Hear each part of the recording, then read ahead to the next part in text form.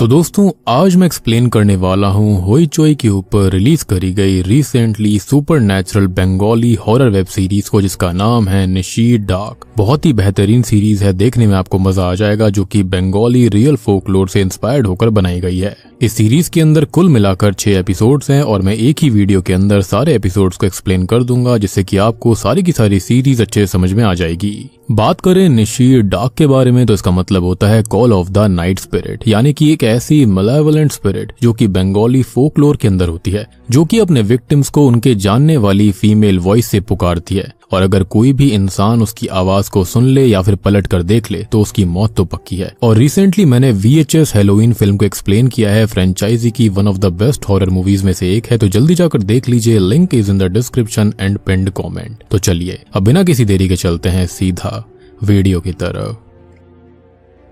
तो एपिसोड 1 में हमको दिखाया जाता है कि कहानी 1940 यानी कि 1940 के आसपास सोनामुखी गांव में शुरू होती है। नारायण नाम का एक गायक होता है जो कि देवी माँ से प्रार्थना करता है कि आज वो अपने ग्रुप और साथियों के बिना अकेले गाने के लिए जा रहा है, तो वो उसे आशीर्वाद दें। वो अपनी घोड़ा गाड़ी से जाने लगता है कि तभी अचानक से जंगल के बीच में घोड़ा गाड़ी रुक गई थी, और नारायण अपने ड्राइवर से ये पूछता है कि उसने यहाँ पर घोड़ा गाड़ी क्यों रोक दी, तो वो कोई भी जवाब नहीं देता। साथ ही साथ ड्राइवर भी वहाँ पर नहीं था, और अब दूर से किसी लेडी के गाने की आवाज आने लगती है।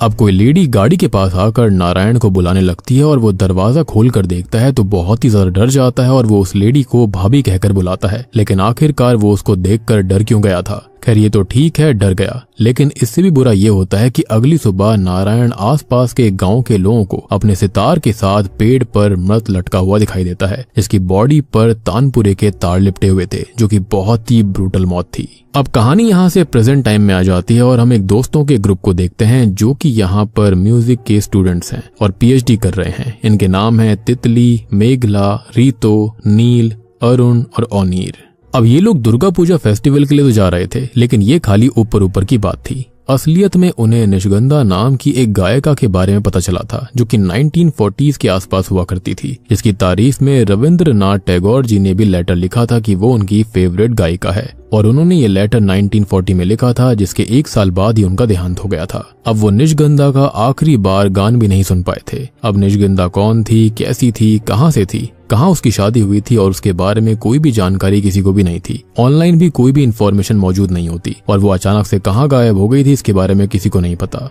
और इसी राज का पता लगाने के लिए ये दो सोनामुखी जा रहे हैं, जहाँ पर निशिगंधा की शादी हुई थी। खैर अब ये लोग सोनामुखी गांव की सीमा पर पहुंच जाते हैं और एक दुकानदार से पूछते हैं कि सोनामुखी गांव यहाँ से कितना दूर है, तो वो ये सुनकर चौंक जाता है और ये कहता है कि क्या कोई मर चुका है। वो लोग इसको सुनकर काफी शॉक्ड हो जाते हैं कि वो कैसी बातें कर रहा है, जिस पर दुकानदार ये कहता है कि सोनामुखी गांव का नाम लोग तभी लेते हैं जब वहाँ पर कोई मारा जाता है, क्योंकि वो पूरी जगह ही श्रापित है। वहाँ पर रात के अंधेरे के बाद कोई नहीं जाता, और जो वहाँ पर रहते भी हैं या फिर आसपास भी रहते हैं, वो अंधेरा होने के बाद घर से बाहर तक नहीं निकलते। अब सोनामुखी गांव का नाम सुनकर इन लोगों का कैब ड्राइवर भी यही कहता है कि वो लोग पहले बता देते तो वो उन्हें यहाँ तक भी लेकर नहीं आता, और अब वो यहाँ से आगे बिल्कुल नहीं जाएगा, और उसकी पेमेंट उसको पहले ही मिल गई थी, तो वो वापस लौट जाता है। अब वो लोग काफी परेशान हो जाते हैं और पास में ही खड़ी हुई हाथ गाड़ी वाले से वहां तक उन्हें छोड़ने के लिए बोलते हैं। खैर अब ये लोग सोनामुखी गांव के अंदर गोशाल मेंशन आते हैं, जो कि निशिगंधा के पति का घर है और सालों से बंद पड़ा हुआ है।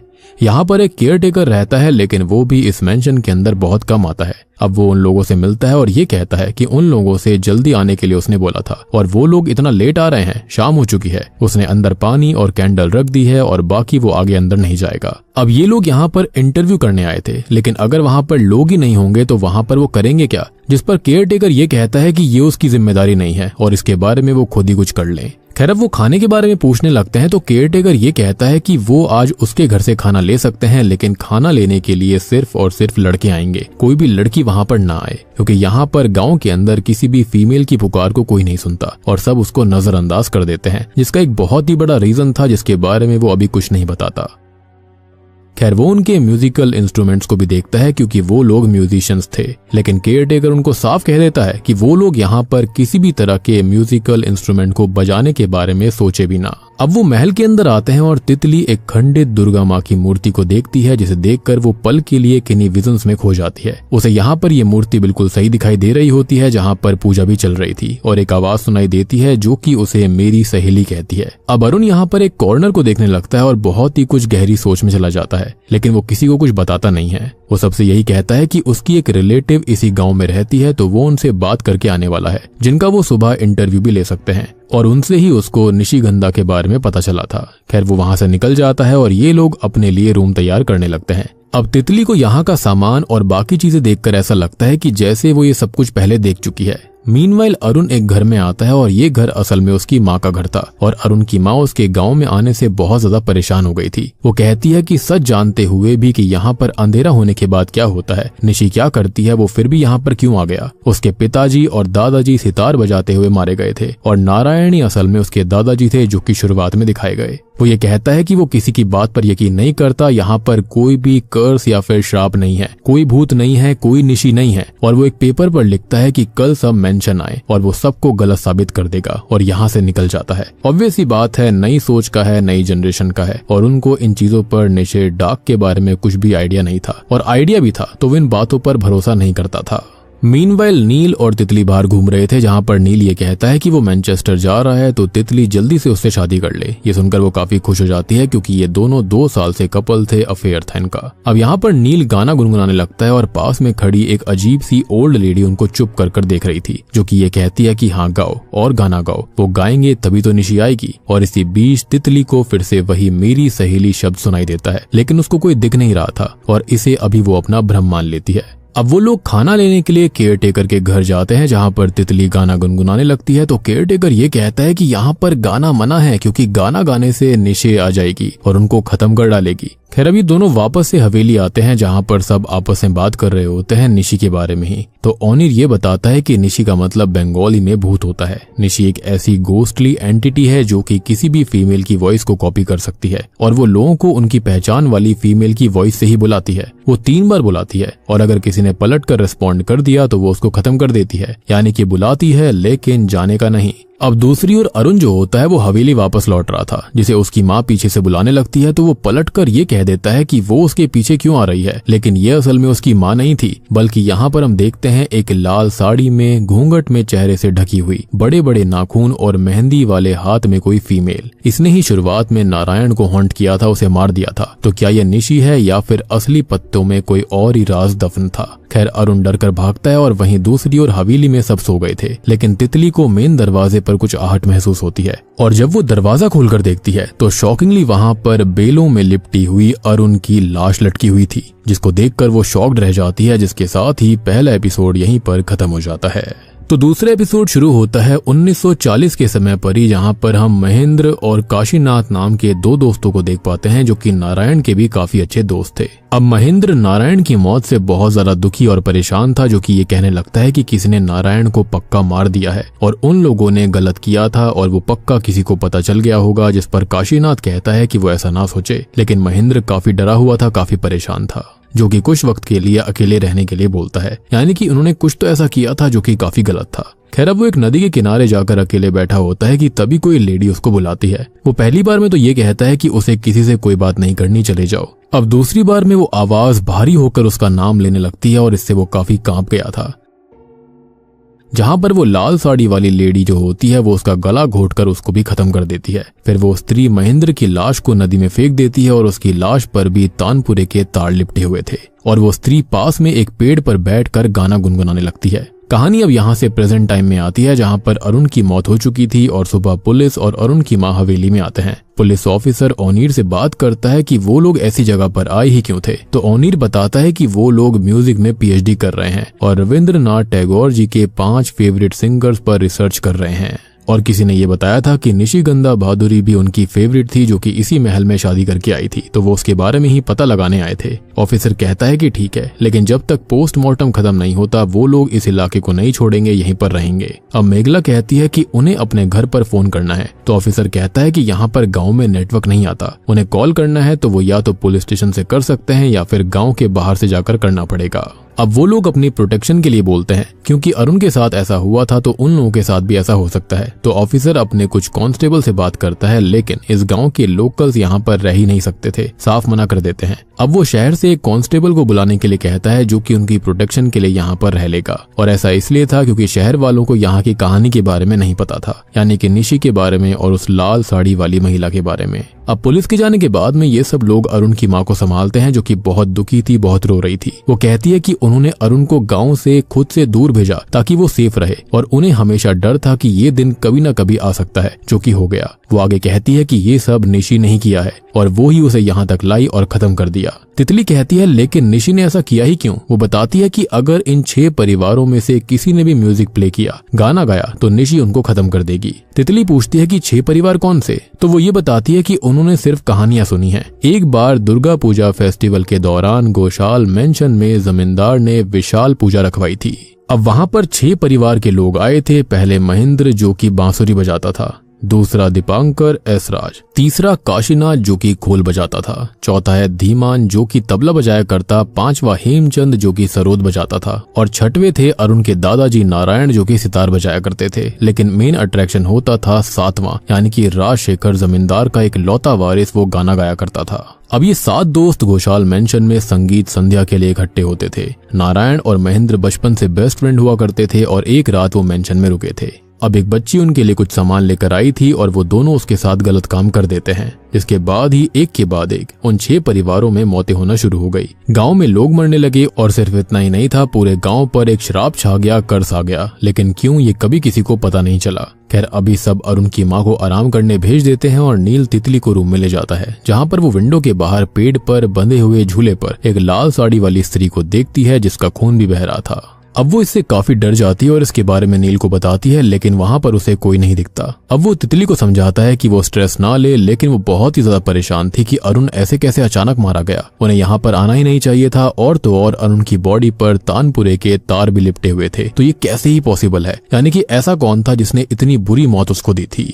नील अब उसे किसी तरह से शांत करके सुला देता है। मीनवाइल बाहर शहर से कांस्टेबल यहाँ पर प्रोटेक्शन के लिए आ गया था, जिससे केयरटेकर कहता है कि वो किसी से ज्यादा बात ना करे, गाना तो कैसी भी ना गाए, और अगर कोई उसे रात में लेडी बुलाती है तो वो जवाब बिल्कुल मत दे। लेकिन कांस्टेबल को भी ये बातें अजीब लग रही थी, शहर का था ना। खैर, थोड़ी देर के बाद में वहीं जंगल वाली ओल्ड लेडी तितली के पास आती है। वो उससे कहने लगती है कि मालकिन की सहेली आप वापस आ गई, लीजिए मैं आपके लिए चुपके से इमली की चटनी लाई हूँ। अब तितली की अचानक से नींद खुल जाती है और वो इस ओल्ड लेडी को अपने पास देखकर बहुत डर गई थी, क्योंकि वो नहीं जानती थी कि यह है कौन। वो चिल्लाने लगती है, जिससे कि सब वहाँ पर आते हैं और उस ओल्ड लेडी को देखकर सब ये कहते हैं कि ये कब और कहां से कैसे अंदर आ गई, और इनफैक्ट रूम तक कैसे पहुंच गई। कांस्टेबल कहता है कि उसको भी नहीं पता, क्योंकि उसने उसे यहाँ पर आते हुए नहीं देखा, और वो उस ओल्ड लेडी को जबरदस्ती बाहर ले जाता है। अब रात को ये सभी लोग सो जाते हैं और तितली अपने रूम में थी, जिसको किसी के गाने की आवाज सुनाई देती है, जिसका पीछा करते हुए वो सीढ़ियों से ऊपर के कमरे तक जाती है। उसके पीछे वो लाल साड़ी वाली स्त्री भी खड़ी हुई थी, और तितली एक बंद दरवाजे तक आती है, जिसके अंदर से वो गाने की आवाज आ रही थी।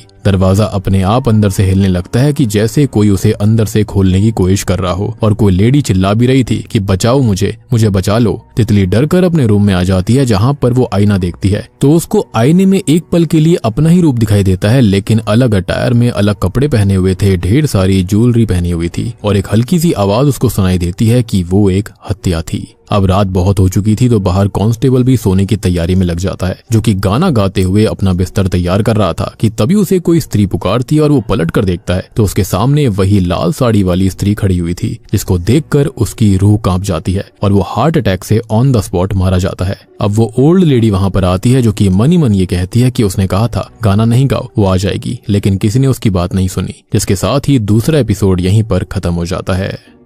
तो तीसरा एपिसोड शुरू होता है, जहां पर दीपांकर नारायण और महेंद्र की मौत से बहुत डरा हुआ था और उसने खुद को अभी कमरे में बंद कर दिया था, और उसके परिचित जो थे वो उसे बाहर आने के लिए बोल रहे थे, लेकिन वो ये कहता है कि भाभी ने ही उन लोगों को मारा है और अब वो उसको भी मार डालेगी, कोई नहीं बचेगा, उसे कोई नहीं बचा पाएगा, पुलिस भी हेल्प नहीं कर पाएगी। अब बाहर खड़े हुए लोगों में से एक महिला ये कहती है कि अभी दीपांकर को वो वक्त दें और वो उससे बाद में बात करेंगे, खैर अब वो कमरे में अकेला होता है जिसे एक लेडी बुलाती है और वो किसी की परछाई को भी देखता है और आवाज पहचान कर कमलाबाई का नाम लेता है, लेकिन ये कमलाबाई नहीं थी। अब तभी वो लाल साड़ी वाली स्त्री दीपांकर के पीछे आती है और तानपुरे के तार से उसका गला घोटकर उसे खत्म कर देती है। अब कहानी यहाँ से फिर से प्रेजेंट टाइम में आती है और अब तितली की नींद एक सपने से टूटती है जिसके अंदर वो अपने ही उस साड़ी वाले रूप को देखती है और वो रूप उससे ये कह रहा होता है कि वो एक हत्या थी, जिससे डर कर तितली जाग जाती है। अब मेघला वहीं पर थी जो कि उसे संभालती है और ये बताती है कि रात को वो नील को फर्श पर बेहोश पड़ी हुई मिली थी जिसने उसे बेड पर सुला दिया। वो सबके बारे में पूछती है तो मेघला ये कहती है कि सभी लोग बाहर है क्योंकि कांस्टेबल मर चुका है, जिसको सुनकर वो काफी परेशान हो जाती है।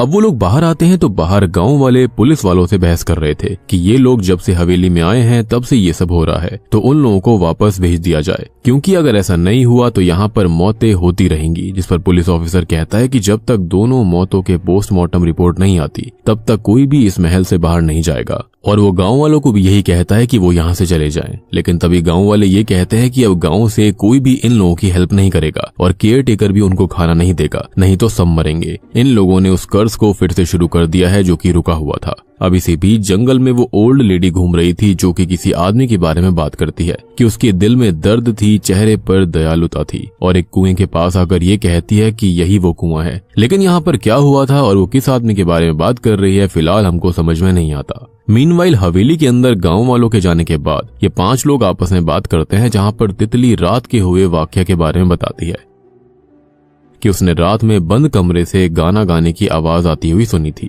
पियानो की आवाज भी सुनी थी, लेकिन सब ये कहते हैं कि ये उसका वहम होगा क्योंकि बाकी किसी ने कुछ भी नहीं सुना था। एंड ऑब्वियस ही बात है, इतनी बड़ी हवेली के अंदर अगर गाना गाने की या फिर पियानो बजने की आवाज आती तो बाकी सब भी तो सुनते। खैर इतने में ही केयर टेकर वहां पर आता है और ये कहता है कि ये सब उसकी वजह से ही हुआ है और उसकी वजह से वो 2 मौत हुई हैं। वो कहता है कि अरुण ने उसे पैसे का लालच दिया था जिसके चलते वो हवेली में उनको रहने दे और अपने लालच के चलते वो मान गया और तब से ये सब शुरू हुआ। सब ये कहते हैं कि उसकी कोई गलती नहीं है, उसे कुछ नहीं पता था। जिस पर वो कहता है कि उसको सब पता था, वो सब जानता था कि यह हवेली निशी से हॉन्टेड है, श्रापित है। उसके पिताजी उससे पहले यहाँ पर केयर टेकर थे जिन्होंने निशी के भूत को भी देखा था और इसके बारे में उसे सब पता है। नील कहता है कि अगर तितली ने उस बंद कमरे के अंदर से कुछ सुना था तो वो वहां पर जाकर चेक करेगा। वो दरवाजे का लॉक तोड़कर उसे खोल देता है जिसे केयर टेकर काफी रोक रहा था, लेकिन वो बिल्कुल नहीं माना। यहाँ पर एक पियानो रखा हुआ था और ये कमरा सालों से बंद होता है जहाँ पर एक लेडी की पोर्ट्रेट भी लगी हुई थी। अब सबसे बड़ी बात ये थी कि सालों से बंद पड़े हुए कमरे के अंदर आवाज आ रही थी जो कि बहुत ही वियर्ड था।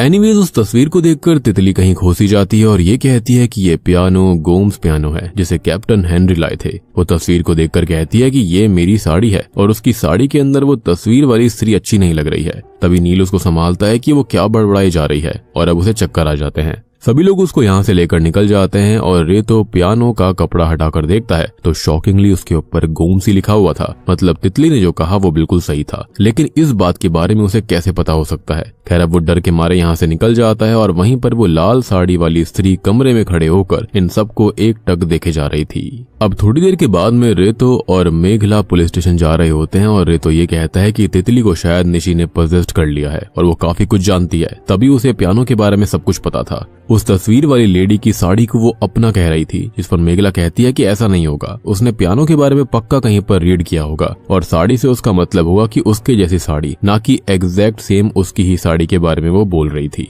तभी हवेली के अंदर केयर टेकर नील को ग्रोसरी का सामान लाकर देता है ताकि वो खाना खुद ही बना सके। नील गैस स्टोव लाइट करने की कोशिश करता है लेकिन वो अपने आप ही जलने लगा था। अब तभी नील किसी स्त्री के चिल्लाने की और मदद मांगने की आवाज को सुनता है, लेकिन इस वक्त हवेली के अंदर एक ही फीमेल है जिसका नाम है तितली और ये उसकी आवाज तो बिल्कुल नहीं थी, जिसको सुनकर वो परेशान हो जाता है। अब बाहर तितली को वही ओल्ड लेडी मिलती है जो कि उससे कहती है कि पन्ना यहाँ से भाग जाओ, कभी वापस मत आना, भाग जाओ पन्ना भाग जाओ। तभी ओनीर एक रूम के अंदर था जिसे एक किताब मिलती है और उसकी माँ जो कि अब इस दुनिया में नहीं है उसे किताबें ही दिया करती थी। उन किताबों में एक किताब ये भी थी जो कि रविंद्रनाथ टैगोर ने लिखी थी और ओनीर इस किताब को देखता है तो इस पर वही लिखा हुआ था जो कि उसकी माँ लिखती थी, फ्रॉम मॉम टू ओनीर, जिससे कि वो बहुत डर जाता है कि ये किताब यहाँ पर कैसे आ सकती है। अब तभी ओनीर को अपनी माँ की आवाज भी सुनाई देती है लेकिन वहाँ पर कोई भी नहीं था और वो फिर से उस किताब को देखता है तो अब वो साइन गायब हो चुका था। मतलब कि ये उसकी माँ की दी हुई किताब नहीं थी बल्कि दूसरी किताब थी और उसको खाली वहम हुआ था। अब थोड़ी देर के बाद में मेघला और रेतो हवेली वापस आते हैं और रेतो बहुत ही ज्यादा परेशान है, जो कि ये कहता है कि ये पूरा गांव निशी का है और वो ही यहाँ पर सब कुछ कंट्रोल करती है। और ऐसा इसलिए था क्योंकि पुलिस स्टेशन का फोन खराब हो चुका था, यहाँ का फोन बूथ भी खराब था और सब कुछ निशी ने किया है ताकि ये लोग शहर में कांटेक्ट ना कर पाए। नील को इस बात पर यकीन नहीं होता और वो कहता है कि रेतो बस हेलुसिनेट कर रहा है। ओनीर भी यही कहता है कि उसको भी ऐसा फील हुआ है कि उसको यहाँ पर हेलुसिनेशंस होते हैं। और मेघला ये बोलती है कि शायद से ये सब चीजें गांव वाले ही कर रहे होंगे निशी नाम के मिथ को जिंदा रखने के लिए। ओनीर आगे बताता है कि आज सभी लोग एक रूम में सोएंगे और अपने पास सेफ्टी के लिए चाकू या फिर छुरी रखेंगे। रात में सभी सो जाते हैं और ओनीर को उसकी माँ की आवाज आती है। वहाँ पर वही लाल साड़ी वाली स्त्री पूरी हवेली में घूम रही थी। अब ओनीर तितली को जगाता है और वो लोग यहाँ वहाँ चेक करने लगते हैं। वो पियानो वाले रूम में आते हैं जहाँ पर अचानक से ओनीर पियानो प्ले करने लगता है, जिसको सुनकर तितली जो होती है वो मंत्र मुग्ध हो जाती है। वो पुरानी यादों में खो गई थी। पुरानी यादें उसके इस जन्म से भी पुरानी यादें थी। जहाँ पर 1900s में रविंद्रनाथ टैगोर जी के आदमी एक घर पर आते हैं और उस आदमी की बेटी गाना गा रही थी। उस लड़की की आवाज से वो बहुत ही ज्यादा इम्प्रेस्ड हो गए थे और कहते हैं कि अभी इसकी उम्र बहुत कम है, फिर भी इसका गाना बहुत ही ज्यादा अच्छा है। और वो नाम पूछते हैं तो लड़की का पिता उस लड़की का नाम बताते हैं निशिगंधा। जी हाँ, यही तो वो नाम है जिसके पीछे ये लोग यहाँ पर आए थे रिसर्च करने के लिए। खैर, अब प्रेजेंट टाइम के अंदर ओनीर अचानक से पियानो रोक देता है, जिससे तितली होश में आती है और वो तितली को देखता है। ओनीर की आवाज अचानक से बदल गई थी, जो कि तितली से ये कहता है कि मेरी सहेली मैं निशी हूँ। जिसके साथ ही एपिसोड 3 यहीं पर खत्म हो जाता है।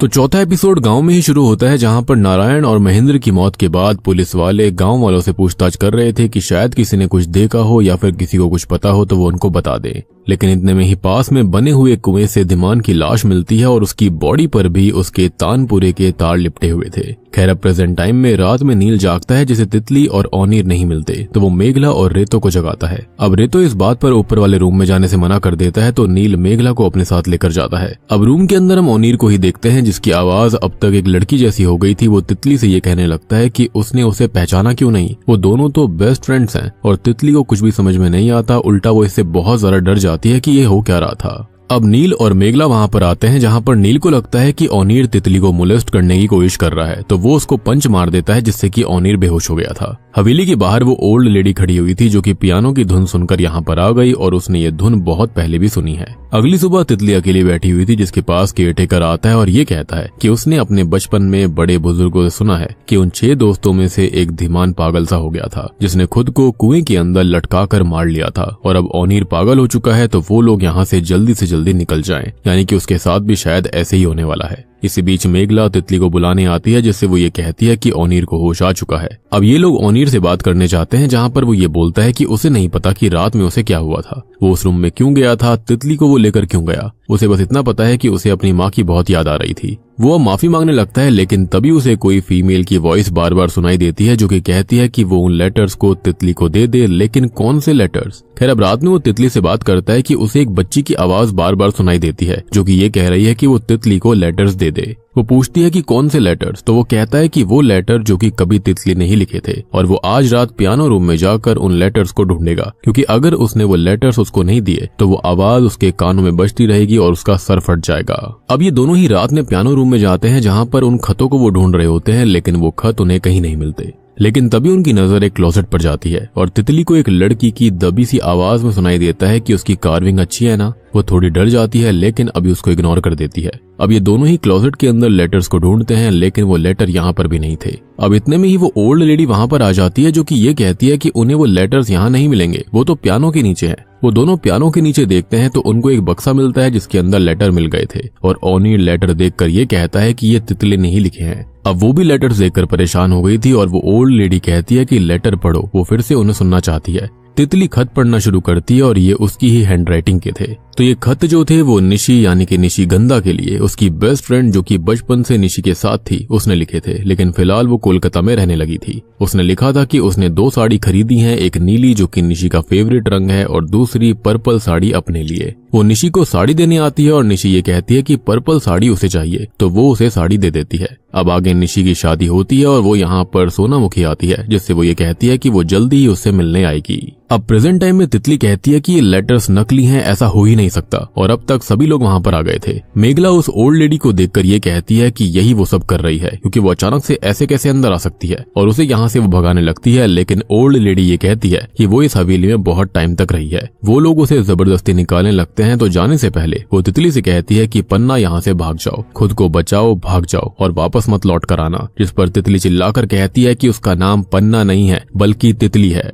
अब बूढ़ी महिला के जाने के बाद में नील ओनीर से कहता है कि वो यहाँ पर तितली को फिर से क्यों लेकर आया, और तितली पर गुस्सा करने लगता है, तो ओनीर उस पर चिल्लाता है कि वो अपनी आवाज नीचे रखे। खैर अब वो रेतों के पीछे उसी लाल साड़ी वाली स्त्री को देखता है और डर कर सबको नीचे ले जाने लगता है, लेकिन सीढ़ियों से फिसल कर गिर जाता है, जिससे उसकी वहीं पर मौत हो जाती है। अब अगली सुबह पुलिस वहाँ पर आती है और बॉडी को पोस्टमार्टम के लिए भेज दिया जाता है। तभी ऑफिसर ये पूछता है कि ओनीर के परिवार से कोई है जो कि साइन कर सके, तो तितली कहती है कि वही उसकी परिवार वाली है, क्योंकि उसकी माँ 7 महीने पहले ही गुजर गई थी। अब पुलिस जो होती है वो बॉडी को ले जाती है और सभी लोग काफी दुखी थे। अब तितली ओनीर के बारे में सोच रही होती है कि वो परेशान था और वो उसको कुछ बताना चाह रहा था। खैर अब तभी उसे खिड़की में वही लाल साड़ी वाली स्त्री दिखाई देती है, तो वो ऊपर जाती है और ऊपर उसे एक फ्लैशबैक आता है, जिसके अंदर वो निशी की बेस्ट फ्रेंड मतलब खुद को देखती है, जो कि बहुत ज्यादा डरी हुई थी, परेशान थी। वो इस हवेली के अंदर काम करने वाली एक बच्ची से कहती है कि पन्ना तुम यहाँ से भाग जाओ, अपनी जान बचाओ, यहाँ से निकल जाओ, जंगल से बाहर निकल जाना और फिर कभी लौट कर मत आना।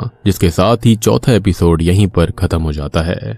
तो 5वां एपिसोड शुरू होता है हेमचंद्र को दिखाते हुए, जिसको काशीनाथ ने रात में मिलने के लिए बुलाया था, लेकिन अभी उसे काशीनाथ नहीं मिलता। उसके पीछे अब वही लाल साड़ी वाली स्त्री आती है, जिसको देखकर वो भी यही कहता है कि भाभी, और डर कर भागने लगता है। वो काशीनाथ की लाश से जा टकराता है और गिर पड़ता है, जिसकी बॉडी पर तानपुरे के तार लिपटे हुए थे। वो खुद को संभाल कर फिर से भागने लगता है। वो हवेली आता है, जहाँ पर आकर वो चिल्लाने लगता है कि भाभी मैं जानता हूँ कि ये तुम हो, तुम मरने के बाद भूत बनकर सबको मार रही हो, लेकिन आज मैं ये हवेली जला दूंगा और फिर तुम कुछ नहीं कर पाओगी। अब हवेली का पुराना केयर टेकर, यानी कि जो फिलहाल का केयर टेकर है उसके पिता, वो उससे ये कहने लगता है कि यहाँ तो कोई नहीं है, सब चले गए। वो ये कहता है कि यहाँ पर भाभी की आत्मा अभी भी है, राजशेखर की नई बीवी निशी की आत्मा है। लेकिन केयर टेकर ये कहने लगता है कि वो ये कैसी बातें कर रहा है, मालकिन तो जिंदा है और मालिक के साथ जा चुकी है। खैर अब कहानी प्रेजेंट टाइम में आती है और तितली अभी जंगल में पन्ना को ढूंढती हुई जा रही थी, जो कि कोई और नहीं बल्कि वही ओल्ड लेडी है जो कि जब बच्ची थी तब हवेली में काम किया करती थी। वो उसे मिल जाती है, जिसे तितली गले से लगा लेती है, और वो ओल्ड लेडी, जिसे अब हम पन्ना कहेंगे, वो खुश होकर कहती है कि दीदी आखिरकार तुमने मुझे पहचान ही लिया, और इस पर वो हामी भरती है।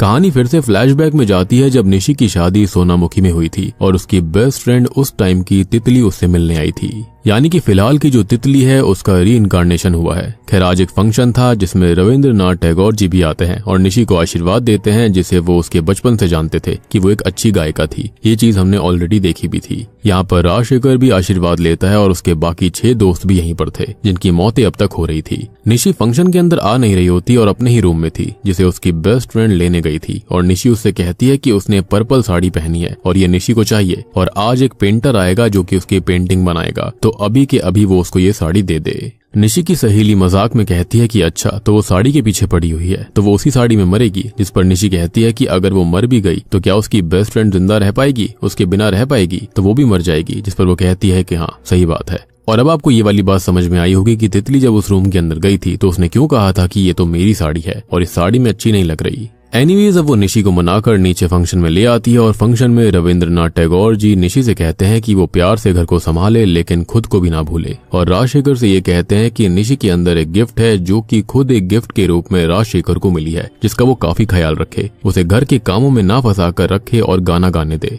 वो आगे कहते हैं कि वो दुर्गा पूजा फेस्टिवल वाले दिन आएंगे और चाहते हैं कि उस दिन निशी गाना गाए। अब अगले दिन निशी अपनी बेस्ट फ्रेंड से बात करती है, जहाँ पर वो ये कहती है कि राजशेखर बहुत अच्छा है और वो उसे रोज प्रैक्टिस करने के लिए बोलता है ताकि रविंद्रनाथ टैगोर जी के आगे वो और अच्छा गाना गा सके।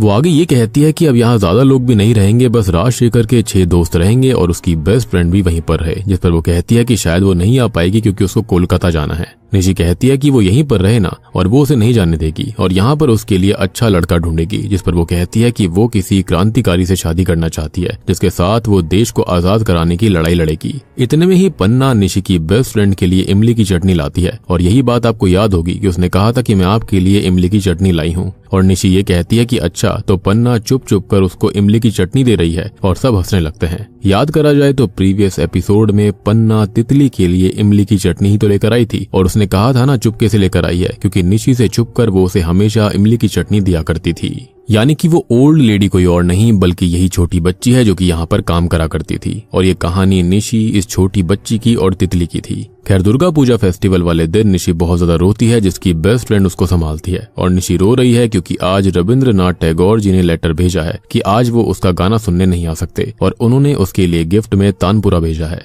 बेस्ट फ्रेंड निशी को दिलासा देती है और समझाकर उसका रोना बंद करवाती है। अब रात में निशी गाना गा रही होती है और उसकी बेस्ट फ्रेंड वेरांडा से पर्दे के पीछे से उसको देख रही थी, लेकिन तभी ऐसा कुछ होता है जिसको देखकर वो बहुत डर जाती है और तभी पन्ना उसके पास आती है जिसे वो यहाँ से भाग जाने के लिए बोलती है। और यही बातें स्टार्टिंग से सुनाई दे रही थी कि भाग जाओ यहाँ से। खैर, प्रेजेंट टाइम में पन्ना तितली से कहती है कि उस रात वो चली गई थी और बाद में उसने हेमचंद्र को हवेली जलाने का बोलते हुए सुना था। और ये बात हमने भी देखी स्टार्टिंग में। हेमचंद्र अपने दोस्त से बोलता है कि ये सब निशी का भूत कर रहा है और आज वो हवेली जला देगा, जिसके बाद वो भूत भी खत्म हो जाएगी। अब ये सुनकर पन्ना बहुत परेशान हो गई थी और उसने बहुत ज्यादा प्रार्थना करी कि हवेली बच जाए, जो कि बच भी गई थी, क्योंकि वो यही चाहती थी जहाँ पर उसका बचपन बीता वो हवेली रहे, जहाँ पर वो वापस जा सकती थी। वो तितली से कहती है कि उसके और निशी के जाने के बाद वो अकेली हो गई थी और तब से वो सोई ही नहीं है। जिसे आज सुकून मिला है तो आज वो सोएगी। तितली उससे कहती है कि हाँ, अब वो सो जाए और उसे अपनी गोद में वो सुला लेती है। दूसरी ओर नील, मेघला, रेतो और पुलिस ऑफिसर तितली को ढूंढते हुए यहाँ पर आते हैं और उसे वापस हवेली लेकर जाते हैं।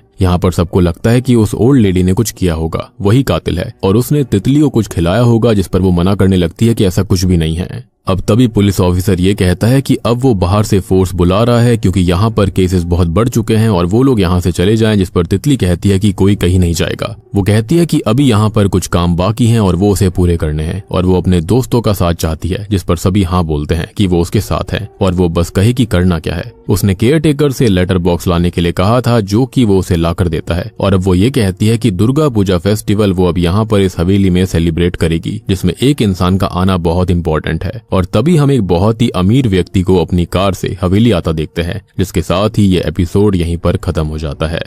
तो दोस्तों, अब हम आ चुके हैं हमारे निशी डार्क सीरीज के फाइनल एपिसोड पर, यानी कि एपिसोड नंबर 6 पर। तो फिनाले शुरू होता है हेमचंद्र से, जो कि हवेली जलाने आता है और पियानो रूम में जाता है, जहां पर निशी की ही पेंटिंग लगी हुई थी और पेंटिंग के अंदर उसने पर्पल साड़ी पहनी हुई थी, जो कि उसकी बेस्ट फ्रेंड ने गिफ्ट करी थी। वो कहता है कि निशी को उसने अपने आंखों के सामने मरते देखा था, तो वो जिंदा कैसे हो सकती है। खैर, अब केयर टेकर उसे बुलाने आने लगता है कि वो हवेली ना जलाए और यहाँ से चला जाए, नहीं तो वो पुलिस को बुला लेगा और वो उसकी एक नहीं सुनता। वो अपने गुस्से में बहुत ही ज्यादा भड़का हुआ था, लेकिन अब उसको एक आवाज बुलाती है और कहती है कि ये पेंटिंग उसे बहुत पसंद है, तो हेमचंद्र वो ना जलाए, और उसने उसका गाना खत्म नहीं होने दिया था। अब हेमचंद्र उस स्त्री को देखकर डर कर भागता है, लेकिन सीढ़ियों के पास तानपुरे के तार बंधे हुए मिलते हैं, जो कि उसको दिखाई नहीं देते, और वो तार क्रॉस कर देता है, जिसकी वजह से बहुत ही बारीक तार से उसका सर कटकर धड़ से अलग हो जाता है, जो कि काफी ब्रूटल मौत थी, बिल्कुल रॉन्ग टर्न वाली। खैर, केयर टेकर वहीं पर खड़ा हुआ था, जो कि ये सब देखकर बहुत डर जाता है और अभी ही उसने निशी को देखा था, मतलब कि उस लाल साड़ी वाली स्त्री को देखा था। कहानी अब प्रेजेंट टाइम में आती है, जहाँ पर रात को तितली दुर्गा पूजा की तैयारी करती है और पूजा खत्म करके गाना गाना शुरू करती है। गांव वाले गुस्से में हवेली आते हैं, लेकिन तितली का गाना सुनकर सभी मंत्र मुग्ध होकर हाथ जोड़कर खड़े हो गए थे। अब तितली निशी का ही गाना गा रही होती है, जिसके अंदर एक अलग ही दर्द था, जिसको सुनकर सबको रोना आ जाता है। अब इतने में ही वो अमीर आदमी हवेली के अंदर आता है, जो कि है रुद्रशेखर घोषाल, यानी कि राजशेखर घोषाल का बेटा, इस हवेली का मालिक। वो पुलिस ऑफिसर से कहता है कि उसकी हिम्मत कैसे हुई उसे बुलाने की, जिस पर तितली कहती है कि उसका आना जरूरी था। अब वो तितली से पूछता है कि वो कौन है, तो वो कहती है कि निशिगंधा घोषाल, इस हवेली की मालकिन, जिसे आज सब निशी के नाम से जानते हैं। उससे डरते हैं, उसको भूत बुलाते हैं, और आज जाकर उसने निशी का गाना पूरा किया है, क्योंकि पिछले 85 साल से, यानी कि 85 ईयर से वो गाना पूरा नहीं हो पाया था, क्योंकि निशी को गाने के बीच ही मार दिया गया था। खैर, अब इसी के साथ कहानी पास्ट में चली जाती है और दोस्तों, अब यहाँ पर खुलते हैं इस हॉन्टेड हवेली के निशी के भूत के असली पत्ते। अब यहाँ राजशेखर जो था ना, वो जैसा दिखता था वैसा बिल्कुल नहीं था। उसे निशी का गाना बिल्कुल पसंद नहीं था और खाली रविंद्रनाथ टैगोर जी के कहने से वो उसको गाना गाने दिया करता था, और ऐसा इसलिए था क्योंकि वो उससे अच्छा गाना गाती थी, सब उसकी तारीफ ज्यादा करते थे। साथ ही साथ उसके सभी 6 दोस्त जो थे वो उसको कहते थे कि निशी एक अच्छी लड़की नहीं है, उसका चरित्र खराब है, क्योंकि वो पुरुषों के सामने गाती है। और इसी घटिया सोच के चलते एक रात हुआ ये कि राजशेखर ने अपनी ही बीवी निशिगंधा का गला घोट कर उसे मार दिया। प्रेजेंट टाइम में रुद्रशेखर कहता है कि उसकी माँ निशिगंधा जिंदा थी, जो कि उसके पिता के साथ सिंगापुर शिफ्ट भी हुई थी। जिस पर तितली कहती है कि नहीं, उसकी माँ निशिगंधा उस रात इसी हवेली में मारी गई थी और उसने ये अपनी आंखों से देखा था। आपको याद होगा कि वहां पर वो पर्दे के पीछे से देख रही थी, तो उसने यही खौफनाक मंजर देखा था। अब इस बात पर रुद्रशेखर ये कहता है कि तितली ने अगर ये सब अपनी आंखों से देखा था तो ये कैसे हो सकता है, क्योंकि ये बात तो 85 साल पुरानी है और अभी वो अपनी उम्र 24 साल बता रही है। तो क्या उसने ये सब सपने में देखा है? जिस पर वो कहती है कि नहीं, अपनी यादों में देखा है। कहानी फिर से फ्लैशबैक में जाती है, जहां पर निशी की मौत निशी की बेस्ट फ्रेंड ने देखी थी। तो वो राजशेखर से कहती है कि वो अपना गुनाह कबूल कर ले और जेल चला जाए, नहीं तो वो पुलिस को बुला लेगी। लेकिन अब गुस्से में वो उसको पीट देता है। अब वो उससे ये कहने लगता है कि एक स्त्री होकर उसकी हिम्मत कैसे हुई उसके सामने ऊंची आवाज में बात करने की, और अब वो उसको जिंदा जलाकर खत्म कर देता है। प्रेजेंट टाइम में तितली कहती है कि वही है निशिगंधा की बेस्ट फ्रेंड, उसकी सहेली, और उसका नाम है आशा लता, जिसको सुनकर सभी शॉक्ड हो जाते हैं। वो कहती है कि राजशेखर के पापों की सजा आज तक इन गांव वालों को और दूसरे लोगों को मिलती आई है, और वो लोग निशी के डर से जीते रहे और उसके कहर से मरते रहे, और असली गुनहगार आजाद घूमता रहा। तो रुद्रशेखर बताए कहां पर है निशी की लाश। वो कहता है कि उसके पिता एक इज्जतदार जमींदार थे और वो उनके बारे में कुछ भी बुरा नहीं सुनेगा। इस पर वो कहती है कि वो तो सिंगर था ना, तो कभी गाया क्यों नहीं, और ये हवेली अबेंडेंड है, कभी भी रुद्रशेखर इसे क्लेम करने क्यों नहीं आया। उसका किसी से प्रॉपर्टी डिस्प्यूट नहीं था, आराम से हवेली उसको मिल सकती थी, और यहाँ पर इतने लोग मरते थे फिर भी वो कभी लौट कर क्यों नहीं आया, कोई भी एक्शन क्यों नहीं लिया। अब ये सुनकर वो यहाँ से जाने लगता है, जिसको गाँव वाले रोकने की कोशिश करते हैं, लेकिन वो ये कहता है कि उसके एक कॉल पर यहाँ के सभी लोग जेल जाएंगे, तो वो पीछे हट जाते हैं। अब वो यहाँ से निकल जाता है, लेकिन उसकी गाड़ी रास्ते में ही खराब हो गई थी, जिसे वो लाल साड़ी वाली स्त्री मतलब कि निशिगंधा की आत्मा हॉन्ट करती है और कहती है कि आज की रात वो मरेगा जरूर।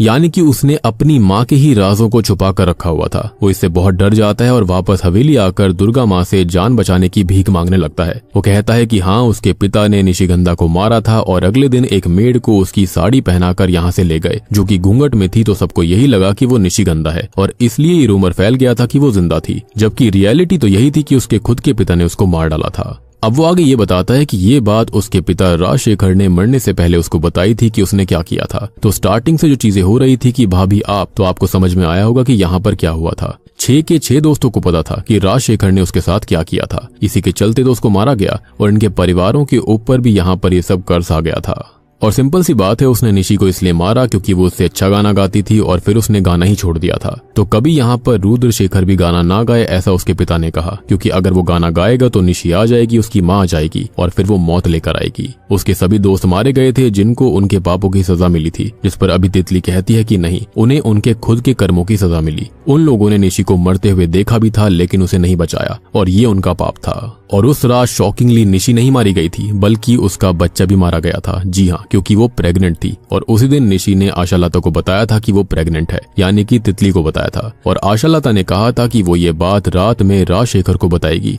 लेकिन हुआ ये कि उससे पहले ही उसके पति ने उसको मार डाला, यानी कि उसकी घटिया सोच ने। और राजशेखर अपनी बीवी निशिगंधा को ऐसे फिजिकली नहीं मारता, तो वो उसकी सोच को जानकर ही मारी जाती। अब तितली आगे कहती है कि वो जलाई गई थी तो उसको मुक्ति मिल गई, लेकिन अब उसका रीइंकार्नेशन हुआ, लेकिन निशी को कभी मुक्ति नहीं मिली। वो साल दर साल भटकती रही, तड़पती रही और अपने बदले को पूरा करने का इंतजार करती रही। अब फाइनली रुद्रशेखर बताता है कि निशिगंधा और उसके बच्चे की लाश दुर्गा माँ की मूर्ति के नीचे ही है, और वो हवेली से निकल जाता है, लेकिन बाहर निशिगंधा की आत्मा उसको भी खत्म कर देती है, क्योंकि वो भी इसमें भागी था। अब अगले दिन तितली निशिगंधा का तानपुरा लेकर यहाँ से जाने लगती है, जिससे सभी गांव वाले कहते हैं कि अब हर साल वो यहाँ पर दुर्गा पूजा फेस्टिवल सेलिब्रेट करेंगे, जिसके अंदर उसको आना पड़ेगा। जिस पर वो कहती है कि वो जरूर आएगी।